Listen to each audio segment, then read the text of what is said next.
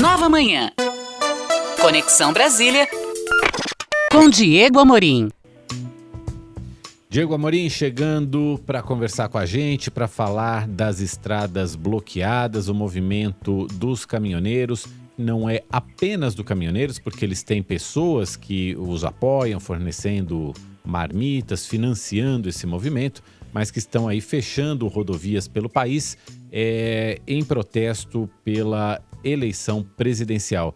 Diego, eu te peço até permissão aqui, porque alguns ouvintes vão mandando algumas notícias para a gente, falando de rodovias bloqueadas, por exemplo, a rodovia dos Tamoios, bloqueada em Caraguatatuba, é o que informa o nosso ouvinte Roque. Também o Renato do Rio de Janeiro falando que está na BR-040 e que tem um bloqueio na altura da Reduc. A gente tem informação de que aqui em São Paulo também a rodovia Regis Bittencourt teria algum ponto de interdição, que inclusive está prejudicando o trânsito dentro do bairro do Morumbi, na zona sul de São Paulo.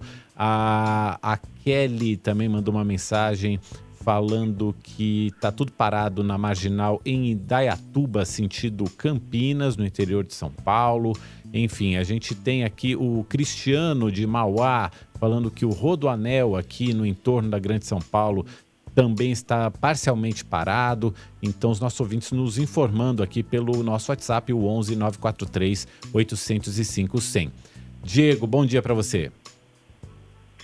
Bom dia a você, Mauro. Bom dia, Michele. Bom dia, ouvinte da Nova Brasil FM. A coisa está escalando, né? Principalmente no final da tarde de ontem para agora, a situação está ficando um pouco mais complicada. Essas interdições em rodovias estão atingindo também os acessos que dão para os principais aeroportos do país, como o aeroporto de Guarulhos. A esplanada dos ministérios aqui em Brasília foi fechada preventivamente pela Polícia Militar também na tarde de ontem, após eles receberem informações aí de que alguns caminhões que estavam na BR-040 poderiam estar a caminho da Praça dos Três Poderes.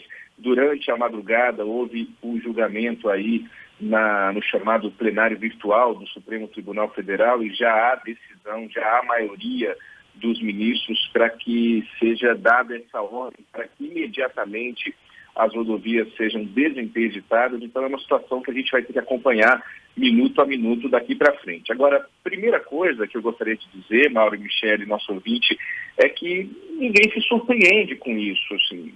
Ao longo de todo o mandato, Jair Bolsonaro teve um comportamento que nos levava a crer que, em caso de derrota, algo nesse sentido fosse acontecer. A gente está há meses falando disso, para não dizer há mais de ano falando disso, né?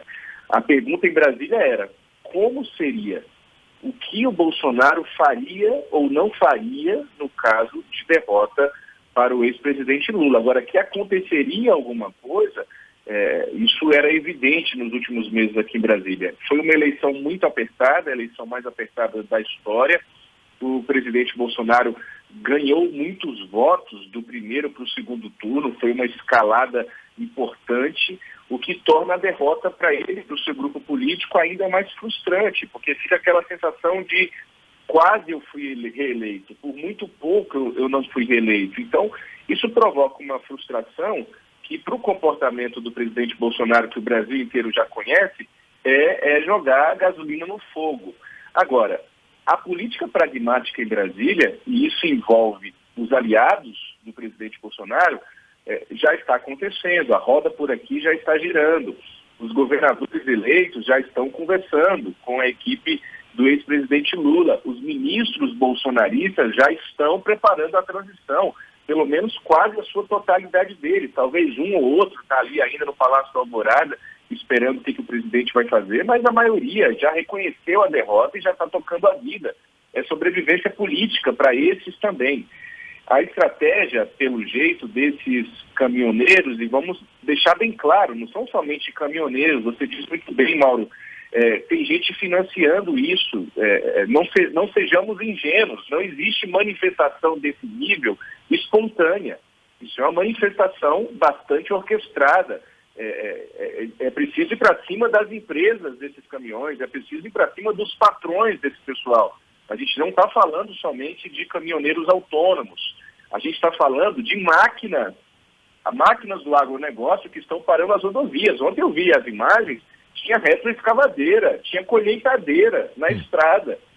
Ora, isso fica muito claro que nós não estamos falando de um movimento de caminhoneiros da categoria como foi aquele movimento de 2018 no governo Temer.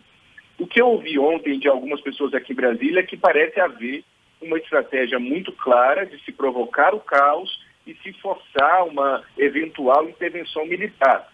O que preocupa, Mauro, Michele e ouvinte, é o recuo, por exemplo, do tweet do Flávio Bolsonaro. Você citou agora há pouco aí, né, Mauro, o tweet do Flávio Bolsonaro, o primeiro filho do presidente a se pronunciar ontem à tarde, admitindo ali a derrota, pedindo para as pessoas erguerem a cabeça, mas horas depois ele vem a público novamente por meio do Twitter e escreve dizendo o seguinte: pai, estou contigo para o que der e vier. Ou seja, muda um pouco o tom da mensagem anterior. E aí essa frase, estou contigo para o que der e vier, começou a ser repetida também imediatamente por outros apoiadores do presidente, como a deputada federal Carla Zambelli. Outra coisa é essa declaração do Tarcísio de Freitas, de que falou com o presidente da República e ele disse que pretende aceitar a derrota. Pretende? Eu também pretendo ser rico e bonito. E aí? Pretender, todo mundo pode pretender qualquer coisa. O presidente Bolsonaro tem que aceitar a derrota. Não existe outra possibilidade. Então, a Brasília que sobrou aqui, para além de Jair Bolsonaro, e aí eu estou falando de Rodrigo Pacheco, de Arthur Lira, dos deputados e senadores eleitos, de governadores eleitos e reeleitos, do Supremo Tribunal Federal, de todo mundo de Brasília, é preciso frear logo esse movimento. Mas daqui a pouco passa, daqui a pouco acaba, daqui a pouco a vida volta ao normal, é só um protesto. Não. E fica muito claro que não vai ser a Polícia Rodoviária Federal, a PRF, infelizmente, que vai cessar esse movimento. A gente viu imagens aí de ontem para hoje que não são fake news, porque nós temos os vídeos, são vídeos dos momentos dessas interdições, e Mauro e Michele, nós estamos vendo policiais rodoviários federais que estão, no mínimo, para não falar outra coisa, fazendo vista grossa para esse movimento.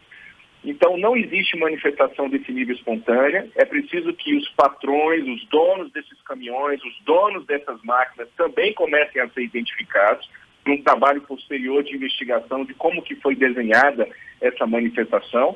Eu ressalto aqui também a incoerência dessa turma, porque se diz conservadora, isso não é conservadorismo nem aqui, nem em lugar algum do mundo, não existe conservadorismo revolucionário, isso não é conservadorismo. Essa turma que fala de liberdade há tanto tempo no Brasil, isso não é liberdade.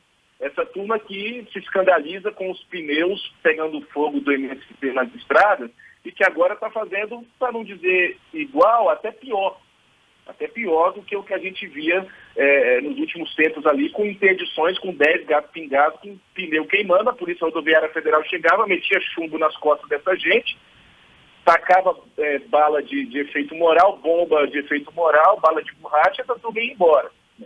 Então, de todos os lados, do lado da Marina Silva, por exemplo, que é apoiadora do ex-presidente Lula, do lado do Jorginho Melo, que é apoiador de Jair Bolsonaro, a própria Frente Parlamentar Agropecuária, todo mundo está pedindo para que essas manifestações cessem.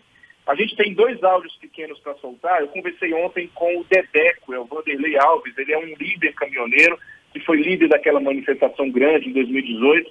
Ele me disse para o nosso ouvinte da Nova Brasil o que pensa sobre essa situação. Olá, Diego Amorim, bom dia a todos os ouvintes da Rádio Nova Brasil. Diego, eu vejo essas manifestações dos caminhoneiros preocupante, porque não são totalização dos caminhoneiros do Brasil. Eu acho que não é nem 1% dos caminhoneiros que estão fazendo. O que eu vejo aí é um movimento empresarial e político tentando criar um caos no Brasil para que seja adiada as eleições ou desvalidar o pleito democrático que aconteceu domingo. Querem desmotivar as pessoas a acreditarem na democracia.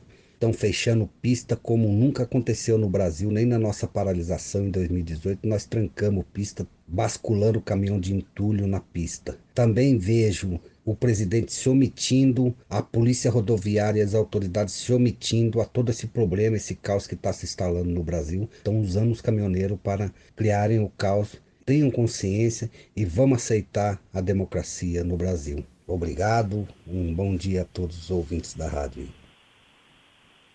Esse foi o Dedeco, Vanderlei Alves, líder caminhoneiro. Eu ouvi também o deputado federal Nereu Crispim, do PSD do Rio Grande do Sul, ele que é presidente da Frente Parlamentar em Defesa dos Caminhoneiros, também nos deu a sua opinião sobre toda essa situação. Bom dia, deputado. Olá, Diego Amorim, ouvintes da Rádio Nova Brasil FM de todo o Brasil.